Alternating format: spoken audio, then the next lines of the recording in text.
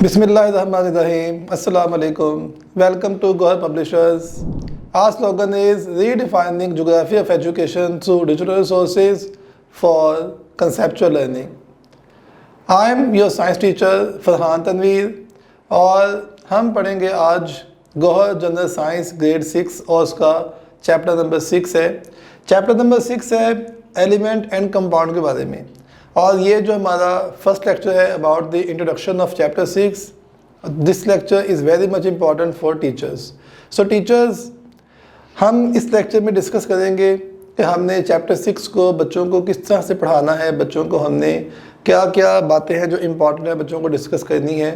ये जो चैप्टर है ये एक बेसिक चैप्टर है, बच्चा इसी को पढ़ के आगे मुश्किल कंसेप्ट समझ सकता है।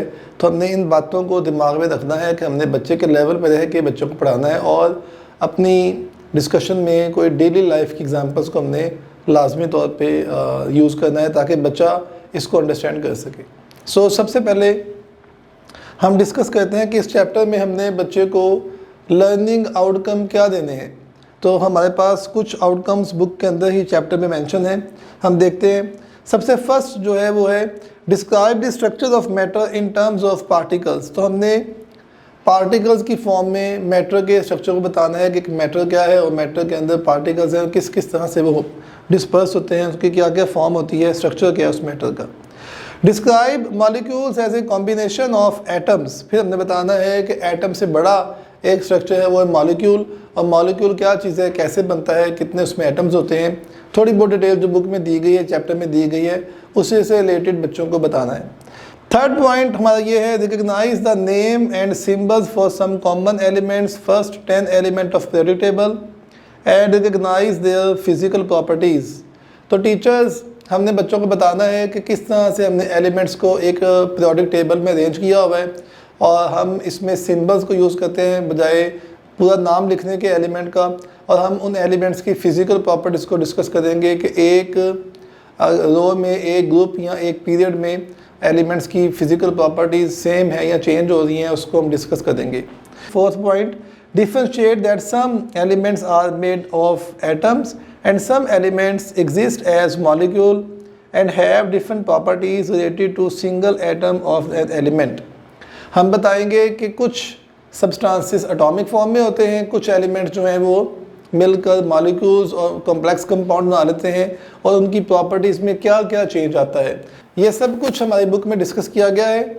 डेफिनेटली बीइंग टीचर्स आपका नॉलेज ज़्यादा अच्छा है, ज़्यादा वास्ट है। आप रिस्ट्रिक्ट रहेंगे, अपने आप को महदूद रखेंगे, लिमिटेड रखेंगे बुक के हिसाब से, और जस्ट कुछ डेली लाइफ की या कुछ ऐसी सिंपल एग्जांपल्स जो बच्चा एब्जॉर्ब कर सके आप वो शेयर करेंगे ड्यूरिंग योर लेक्चर्स। तो सिर्फ आपको बुक पढ़ने की थोड़ी सी जहमत करनी होगी, वो आप लाजमी कीजिएगा। नेक्स्ट हमारा पॉइंट है fifth one, explain that compounds are formed by different types of element joining together chemically forming a new substance. तो हम यहाँ पर आगे बात जाएंगे एलिमेंट से कंपाउंड कैसे बनता है, केमिकल बॉन्ड बनेंगे, क्या क्या केमिकल रिएक्शन हो सकते हैं। तो जो थोड़ी बहुत बातें बुक में की गई हैं हमारे चैप्टर में डिस्कस किया गया है, और जो थोड़ा बहुत सिंप्लीफाई करके आप उसमें ऐड कर सकते हैं ताकि बच्चे का कंसेप्ट क्लियर हो। Make it very much sure कि बहुत हाई फाई बात ना हो, बच्चा उसको अब्जॉर्ब कर सके और समझ सके कि हम जो पढ़ रहे हैं उसकी वैल्यू क्या है, वो कैसे हुआ है। पॉइंट 6 है illustrate the formation of compound with the help of a word equation. तो हमने बच्चे को इक्वेशन बनानी सिखानी है कि किस तरह से इक्वेशन बनती है, किस तरह से एक रिएक्शन होता है। तो उसको हम बच्चों को सिखाएंगे कि सिंबल्स को यूज़ करके हम रिएक्शंस भी कर सकते हैं। सेवन्थ पॉइंट है distinguish between elements and compound. तो डेफिनेटली जब बच्चा आप अच्छी तरह पढ़ाएंगे बच्चे को कि एलिमेंट क्या है, उसके अंदर फीचर्स क्या है, उसकी अरेंजमेंट कैसी है, उसके अंदर एटम्स हैं, कंपाउंड बताएंगे, उसका मॉलिक्यूल। जब आप उसको बताएंगे एलिमेंट क्या है, एलिमेंट के अंदर एटम्स की अरेंजमेंट कैसे होती है और उससे मिलकर कंपाउंड बनता है, मॉलिक्यूल बनता है। तो जब आप ये सारी चीज़ें डिस्कस कर लेंगे, ये पॉइंट बच्चा खुद भी बता सकता है कि डिफरेंस क्या है एलिमेंट में और कंपाउंड में। और नेक्स्ट हमारे पास पॉइंट 8 है explore the common element and compounds in our daily life like carbon, nitrogen, hydrogen, aluminium, water, common salt and sugar. तो डेफिनेटली जब हम डेली लाइफ से एग्जांपल्स डिस्कस करते हैं तो बच्चे थोड़े से क्यूरियस और इंटरेस्ट लेके सुनते हैं कि यार हमारे साथ क्या कुछ होता है रोज़मर्रा, हम किन किन केमिकल से इनकाउंटर करते हैं, किन किन चीज़ों को खाते पीते हैं और वो हमारी बॉडी में क्या कुछ करती हैं। तो बच्चे इसको बड़ा इंटरेस्ट लेके सुनेंगे अगर आप अपने लेक्चर को इंटरेस्टिंग बनाएंगे तो। और लास्ट पॉइंट 9th वाला है, categorise elements into metals and non metals of first 10 elements based on their physical properties. तो हमने कंसेप्ट देना है बच्चे को कि मेटल्स क्या हैं और नॉन मेटल्स क्या हैं। डेफिनेटली पीरियोडिक टेबल में आप जानते हैं बहुत सारे 100 से ऊपर वहाँ पे एलिमेंट्स हैं, हम उन सब को डिस्कस नहीं करेंगे, बच्चे का लेवल वो नहीं है। हम पहले 10 एलिमेंट्स तक ही महदूद रहेंगे और बच्चे को उसी में बताएंगे कि क्या क्या इसमें डिफरेंसेस हैं और क्या क्या उनकी प्रॉपर्टीज़ हैं, क्योंकि पिछले चैप्टर में हमने स्टेट ऑफ मैटर को डिस्कस किया है तो बच्चों के दिमाग में वो भी कंसेप्ट होंगे। तो बस हमने अच्छे तरीके से कोशिश ये करनी है कि बच्चे को हम बुक का नॉलेज भी प्रोवाइड करें और डेली लाइफ की एग्जांपल से उसके कंसेप्ट भी क्लियर करें। और डेफिनेटली ये कुछ बातें जो हम अक्सर लेक्चर्स के दौरान कहते हैं कि टीचर्स को जो है वो ग्रिप होनी चाहिए अपने टॉपिक पे। अगर कोई बच्चा क्वेश्चन कर लेता है, कोई आपके दिमाग में कोई चीज़ आ जाती है तो आप उसको किस तरह से सिंप्लीफाई एक्सप्लेन कर सकते हैं।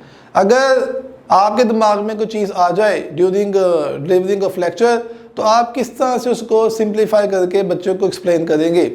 तो ये एक बड़ी इंपॉर्टेंट चीज़ है कि आपने बुक पढ़ी हो, आपको नॉलेज पे ग्रिप हो, आपके लेक्चर में डेली लाइफ की एग्जांपल्स शामिल हों ताकि आप बच्चे का कंसेप्ट क्लियर करें।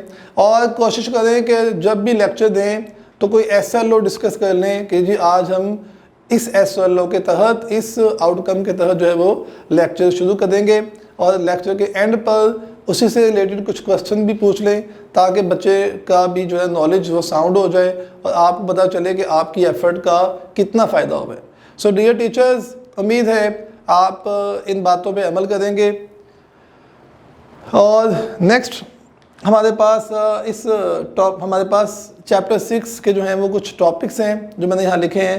सबसे पहले टॉपिक है introduction, elements, atoms and structure, molecule, classification of element, metals, non metal, compound, properties of compound, structure, uses of compound and last में एक्सरसाइज है। तो ये टॉपिक्स हैं जिनको आप बुक से पढ़िएगा।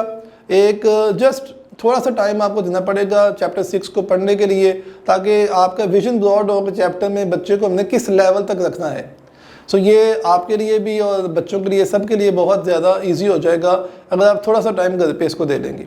सो उम्मीद है कि आप हमेशा की तरह इस चैप्टर को भी अच्छी तरह से बच्चों को समझाएंगे, पढ़ाएंगे और उनके कंसेप्ट क्लियर करेंगे।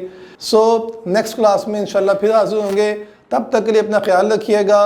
अल्लाह हाफिज़।